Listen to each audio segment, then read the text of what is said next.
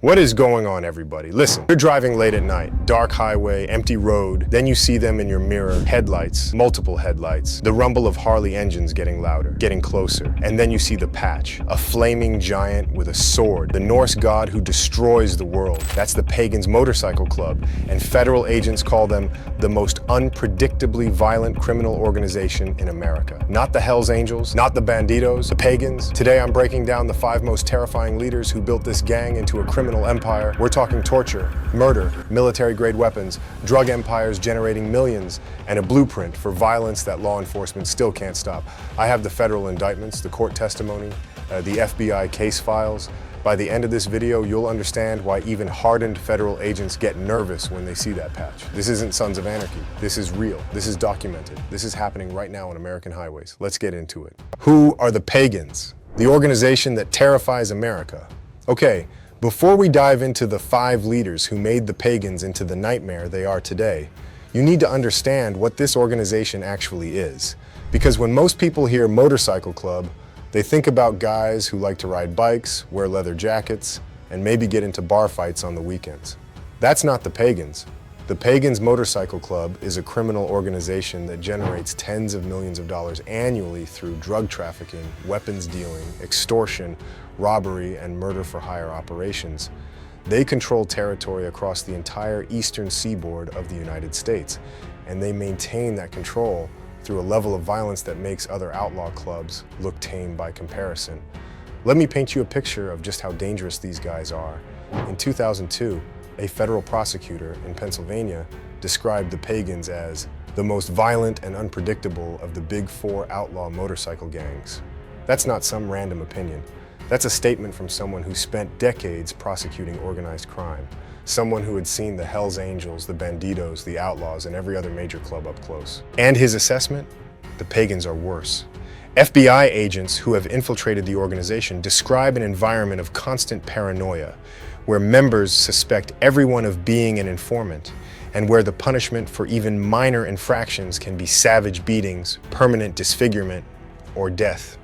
One undercover ATF agent who spent 3 years inside the Pagans said in his debriefing that he witnessed more acts of extreme violence in his first 6 months with the Pagans than in his entire previous career investigating other criminal organizations, more than the mafia, more than the cartels, more than any other outlaw motorcycle club. So where did this organization come from? The Pagans were founded in 1957 in Prince George's County, Maryland by a guy named Lou Dobkin. At first, they were exactly what you'd expect, just 13 motorcycle enthusiasts who wanted to ride together on weekends. They called themselves the Pagans as a tongue-in-cheek reference to their rejection of mainstream society. Nothing sinister, nothing criminal, just guys who loved bikes and wanted to be part of a brotherhood. But by the late 1960s and early 1970s, everything changed. The counterculture movement was exploding. Drug use was becoming mainstream. Criminal opportunities were everywhere for organizations that were willing to be ruthless. And that's when the Pagans transformed from a small riding club into something much darker. And there are 3 things that make the Pagans fundamentally different from every other outlaw motorcycle club in America. 3 things that make them uniquely dangerous. First, their governing structure. The Pagans are controlled by something called the 13. That's a mother club of exactly 13 senior members who have absolute authority over every aspect of the organization.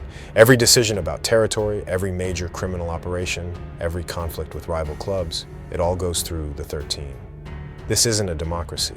This isn't a loose confederation of independent chapters who cooperate when they feel like it. This is a centralized command structure that allows the Pagans to coordinate operations across multiple states with military precision. They're here to dominate, destroy, and burn down anyone who stands in their way. And for over 60 years, that's exactly what they've done. Law enforcement officials consistently describe the Pagans as the most dangerous motorcycle club to encounter on the street. And I want you to understand what that means. These aren't officers who are easily scared. These are federal agents who have faced down mafia, hitmen, cartel assassins, and domestic terrorists. These are people who have seen the worst that humanity has to offer. And they're telling you that the Pagans are the worst of the worst. Why?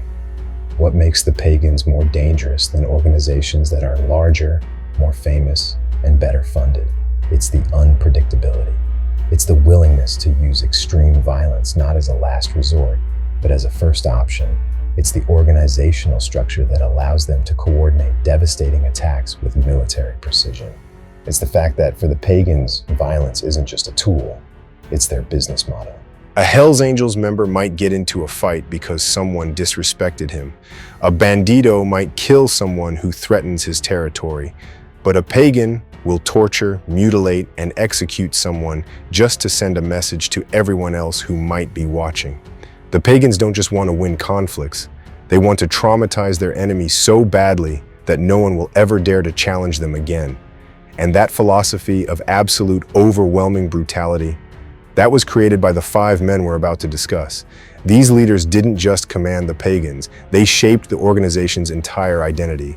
They established the methods, the tactics, and the reputation that make the pagans the most feared motorcycle club in America. From the architect who built the original blueprint in the 1970s to the methamphetamine kingpin who modernized their operations in the 2020s, each of these men brought their own innovations to the organization, but they all shared one common trait, an understanding that in the criminal underworld, the most terrifying reputation is your most valuable asset, and they built that reputation one act of brutal violence at a time.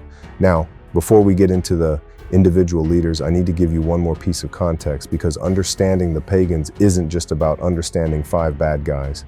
It's about understanding how organized crime has evolved in America over the past 60 years. When the pagans started in 1957, organized crime in America was dominated by the Italian mafia families, the Gambinos, the Genoveses, the Colombos. These were the organizations that controlled illegal gambling, loan sharking, and labor union corruption. They had rules, hierarchies, and codes of conduct that had been passed down for generations. But the pagans represented something new. They weren't bound by the old traditions. They didn't respect the established territories. They didn't care about the mafia's rules of engagement. The pagans were willing to do things that even hardened mobsters found shocking. They would kill rivals in broad daylight. They would torture informants for hours before executing them. They would target families, including women and children, if they thought it would advance their interests. This ruthlessness allowed them to carve out their own space in the American underworld. And as the traditional mafia families weakened due to federal prosecutions in the 1980s and 1990s, the pagans grew stronger. By the 2000s, they had become one of the dominant criminal organizations on the East Coast, with an estimated 1,500 to 2,000 active members and thousands more associates who supported their operations. And today, the pagans are more powerful than ever.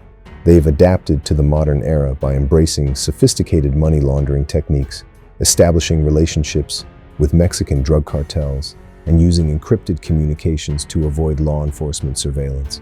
But their core philosophy hasn't changed. Violence is power, fear is control, and the most brutal actor wins. That philosophy was established by 5 men who turned a small motorcycle club into one of the most feared criminal organizations in American history. Let me introduce you to them. Let's start with number 5, Floyd Jesse Moore. And I want to be clear from the beginning, Moore wasn't the president of the pagans. He wasn't the guy making high-level policy decisions or negotiating with other criminal organizations.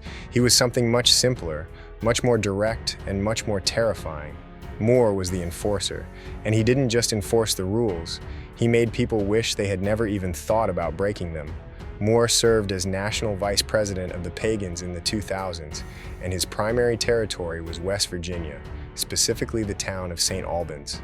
Now, St. Albans is a small city with a population of about 11,000 people. It's the kind of place where everyone knows everyone, where you'd think major organized crime wouldn't really take root.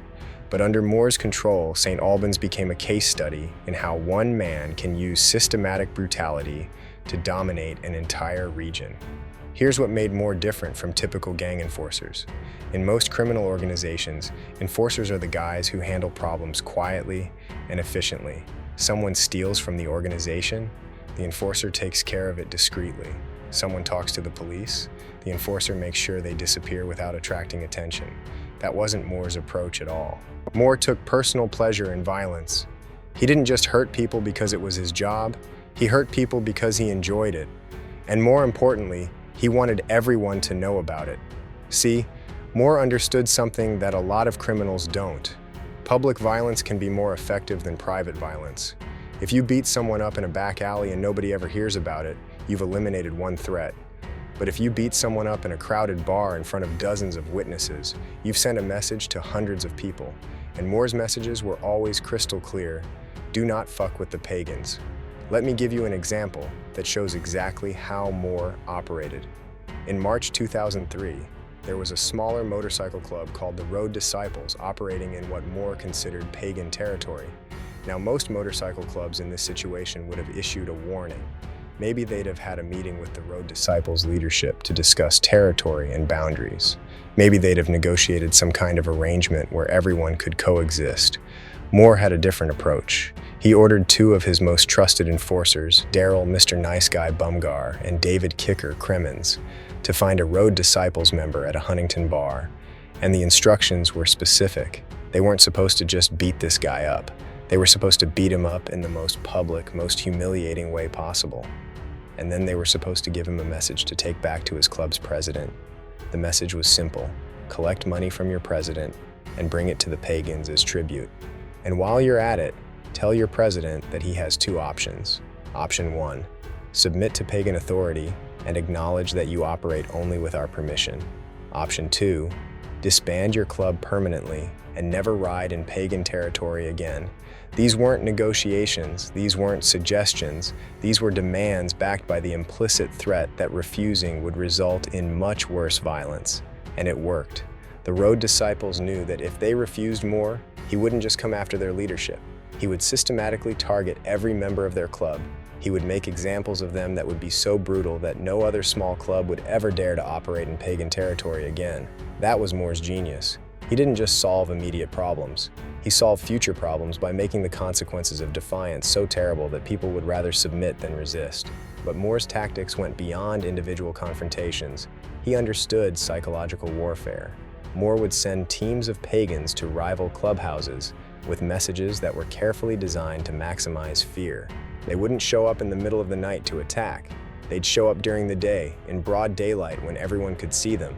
And the messages they delivered were always the same: disband your organization and never operate in pagan territory again. You have 1 week to comply. Then they'd leave. No violence, no threats, just the message. But everyone knew what that message meant. If the rival club was still operating after 1 week, the pagans would return, and that second visit wouldn't be a warning. The psychological impact of this approach was devastating. Rival clubs would spend that entire week in paranoia, arguing among themselves about whether to submit or fight. And by the time the week was up, many of them had already disbanded just to avoid the inevitable violence. But the most chilling aspect of Moore's operations was his willingness to target anyone he perceived as a threat, including law enforcement informants. In September 2005, federal prosecutors charged Moore with conspiring to kill a prison inmate suspected of cooperating with authorities. Think about the implications of that for a second. Moore's reach extended into federal prisons. He had contacts among prison guards who were willing to facilitate murders inside secure facilities in exchange for money. This wasn't just a powerful gang leader. This was someone who had corrupted the system itself. Moore also conspired to murder the president of a local Avengers motorcycle club chapter. Now, these specific killings were never carried out, but the mere fact that Moore was actively planning them sent shockwaves through rival organizations throughout West Virginia and neighboring states.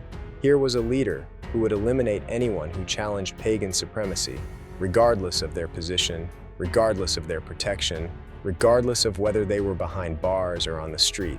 What made Moore particularly dangerous was his systematic approach to violence. This wasn't a hothead who lashed out emotionally when someone pissed him off.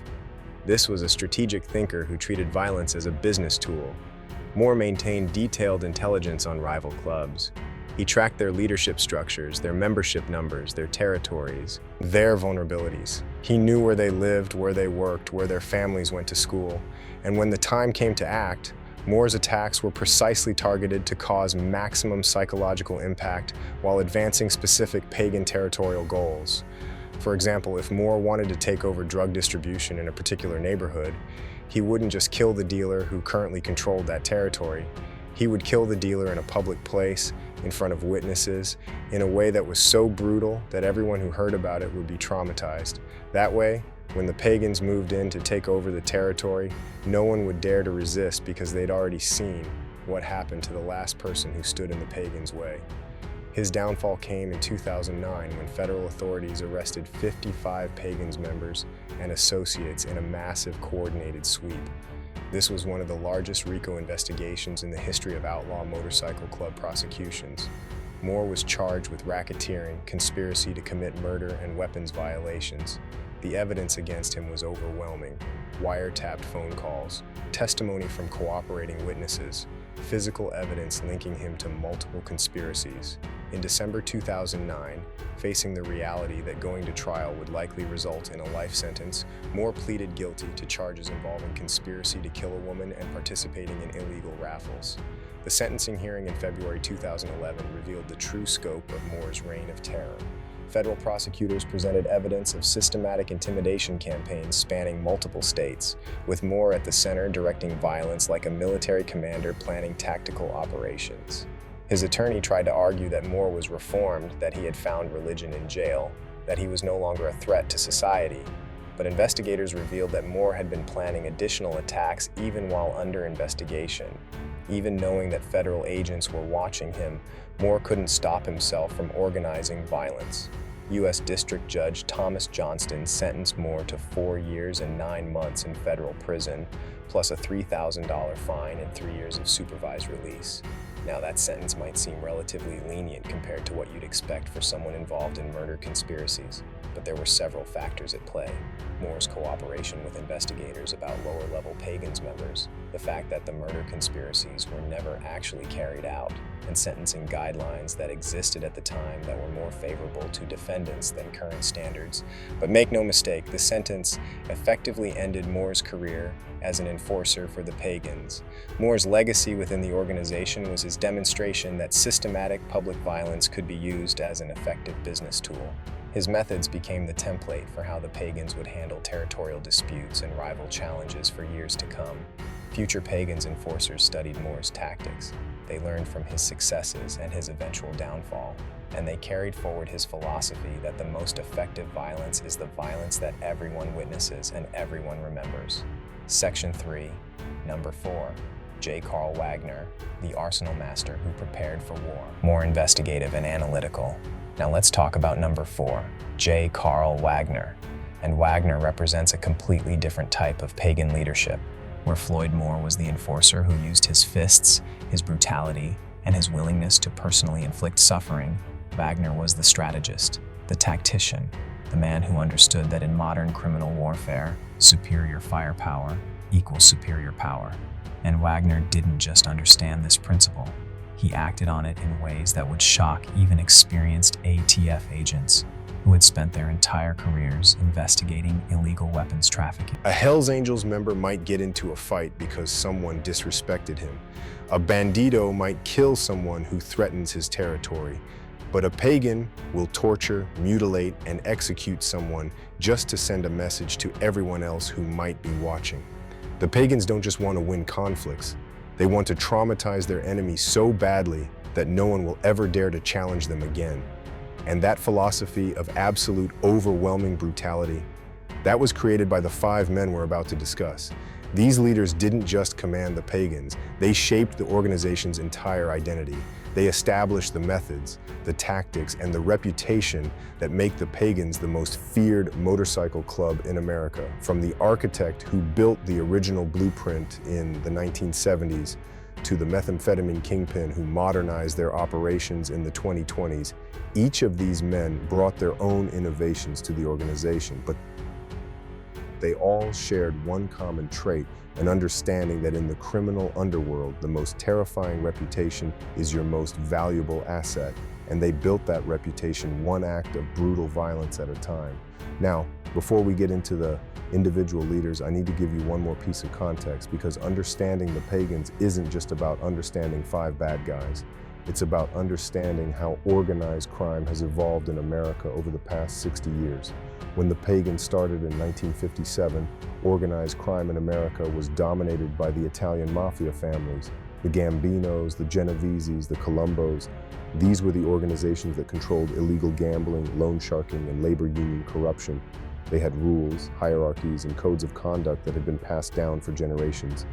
But the Pagans represented something new. They weren't bound by the old traditions. They didn't respect the established territories. They didn't care about the mafia's rules of engagement. The Pagans were willing to do things that even hardened mobsters found shocking. They would kill rivals in broad daylight. And tactical expertise. Without his weapon supply networks, individual chapters suddenly found themselves vulnerable to attacks from rivals who had previously been deterred by overwhelming pagan firepower. The psychological impact of Wagner's operations had extended far beyond actual weapons deployment. Rival organizations knew that confronting the pagans meant facing an enemy with military-grade capabilities. This reputation allowed the pagans to control vast territories through the threat of overwhelming violence, often without needing to fire a single shot. Just the knowledge that the pagans possessed that level of firepower was enough to deter most challenges. Federal prosecutors faced unique challenges in Wagner's case because many of his weapons were technically legal to possess under federal and Maryland state law. The charges ultimately filed against him focused on his status as a convicted felon possessing firearms rather than the more serious weapons trafficking crimes that investigators suspected but couldn't prove conclusively without cooperation from his suppliers, who refused to testify. On March 5, 2008, Wagner pleaded guilty to being a felon in possession of a firearm, acknowledging that his prior violent crime conviction prohibited him from owning the extensive arsenal found in his home. The plea agreement allowed him to avoid more serious charges that could have resulted in decades in federal prison. U.S. District Chief Judge Benson E. Legg sentenced Wagner to 30 months in prison, followed by 3 years of supervised release on August 8, 2008. While the sentence was relatively modest given the scope of his operations and the potential for catastrophic violence that his weapon stockpiling represented, it effectively dismantled the sophisticated weapons network that had made the Pagans one of the most feared criminal organizations on the East Coast. Wagner's legacy within the Pagans was his demonstration that modern outlaw motorcycle clubs needed to evolve beyond traditional street violence and bar brawls. His military approach to criminal operations, his understanding of logistics and supply chains, and his emphasis on superior firepower as a deterrent influenced how the organization would structure its enforcement capabilities for years to come. Future Pagans leaders would continue to prioritize access to weapons and tactical training, understanding that Wagner had been absolutely correct. In the modern criminal underworld, the organization with the best weapons wins. Continue with sections for Bravada, Baker, and Moran, following the same expanded, detailed style, then proceed to the enhanced closing, powerful, direct, building to final message. Man, so let me just take a moment here and recap what we've learned today, because this isn't just a list of 5 bad guys. This is a roadmap of how organized crime in America has evolved over 6 decades. We have Floyd Jesse Moore, the enforcer who perfected the art of public violence and turned torture into a systematic business tool that terrorized rival motorcycle clubs into submission across West Virginia and beyond. We have J. Carl Wagner, the arsenal master who understood that modern criminal warfare required military-grade firepower and who built weapons networks so sophisticated that federal agents needed a bomb disposal robot just to approach his home. We have David Bart Bravada, the criminal mastermind who transformed the Pagans from a violent gang into a sophisticated criminal enterprise with business operations spanning 8 states and money laundering systems disguised as legitimate fundraising activities. We have Christopher Lamar Baker, the methamphetamine king who moved 600 pounds of meth into American communities, who cut off a man's fingers with a table saw as punishment, and who built a drug empire so profitable that it took a 75-year federal prison sentence to finally stop him. And we have John Satan Marin, the architect of terror who created the entire blueprint that every single other pagan leader would follow for the next 50 years. The man who transformed a small motorcycle club of 13 members into a criminal organization of 5,000 that would terrorize the entire eastern United States. These 5 men represent decades of criminal innovation, from the expansion tactics that built the modern pagans to the sophisticated drug operations that generate millions in revenue, from the military-grade arsenals that give them overwhelming firepower to the psychological warfare warfare techniques that allow them to control vast territories through reputation alone. Each brought their own brand of terror to their role, but they all shared common traits: an absolute willingness to use extreme violence to protect their power and territory, a strategic understanding that fear is more valuable than physical force, and a recognition that sustainable criminal enterprises require business sophistication alongside brutal enforcement. And here's the unsettling truth that I want you to really understand. The Pagans are still out there, right now, today. They're still operating on the same highways you drive on. They're still controlling drug distribution in cities you might live in or visit. They're still using the methods these 5 men perfected. Current law enforcement estimates suggest the Pagans have between 1,500 and 2,000 active members across the eastern United States, with thousands more associates who support their operations. They generate tens of millions of dollars annually through methamphetamine distribution, cocaine trafficking, illegal weapons sales, extortion, and protection rackets. They have corrupted law enforcement officials. They have infiltrated legitimate businesses. They have established relationships with Mexican drug cartels that supply them with product, and they continue to use extreme violence to maintain their dominance. Just last year, federal agents arrested 47 Pagans members in a coordinated sweep across 5 states. The charges included murder, attempted murder, drug trafficking, conspiracy, and weapons violations. That's not ancient history. That's 2024. So here's what I want to know from you, and I really want you to think about this. Do you believe law enforcement is doing enough to combat organizations like the Pagans? Should we be dedicating more federal resources to dismantling these criminal enterprises? Or are we just playing an endless game of whack-a-mole where we arrest leaders and new ones immediately step up to take their place? And here's an even bigger question. Can organizations like the Pagans actually be defeated? Or are they so deeply embedded in American society, so profitable, so effective at adapting to law enforcement pressure that they'll continue to exist indefinitely? Some people argue that the only solution is legalization. Take away the profit motive by legalizing drugs, and these organizations will collapse because their primary revenue source disappears. Other people argue that we need even harsher penalties, mandatory life sentences for gang leadership, RICO charges that allow prosecutors to go after entire organizations, asset forfeiture that bankrupts these clubs, and still others argue that we need to address the root causes: poverty, lack of economic opportunity, communities that feel abandoned by mainstream society. They say that people join organizations like the Pagans because they offer belonging, protection, and income that they can't find anywhere else. I don't have all the answers, but I know this. For over 60 years, the Pagans have proven that they can survive law enforcement crackdowns, internal conflicts, and competition from rival organizations. They've adapted to every challenge. They've evolved with the times, and they've maintained their reputation as the most dangerous outlaw motorcycle club in America. The 5 men we discussed today are the reason why. They built systems, methods, and a culture of violence that has proven remarkably resilient. Even with Moore, Wagner, Bravata, and Baker behind bars, and with Marin long since imprisoned, their influence continues to shape how the Pagans operate. That flaming Norse god patch isn't just decoration, it's a promise that has been kept for 6 decades. The Pagans will burn down anyone who challenges them, and they'll do it with a level of violence that makes everyone else hesitate. So the next time you're driving late at night and you see motorcycle headlights in your rearview mirror, pay attention to what patches those riders are wearing. Because if you see Searcher wielding his flaming sword, you're looking at members of an organization built by 5 of the most terrifying criminal leaders in American history.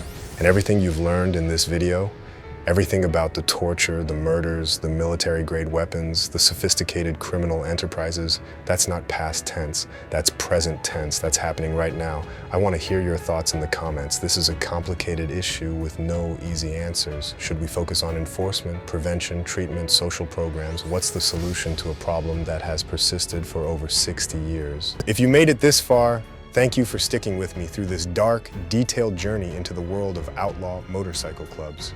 This was heavy, this was brutal, but it's important to understand the reality of organized crime in America. These aren't fictional characters from a TV show. These are real men who committed real crimes that destroyed real lives, families who lost loved ones to drug overdoses, communities that lived in fear, victims who suffered unimaginable violence, and understanding how these organizations work, how they think, how they operate. That's the first step toward figuring out how to combat them. Be sure to hit that like button if this video opened your eyes.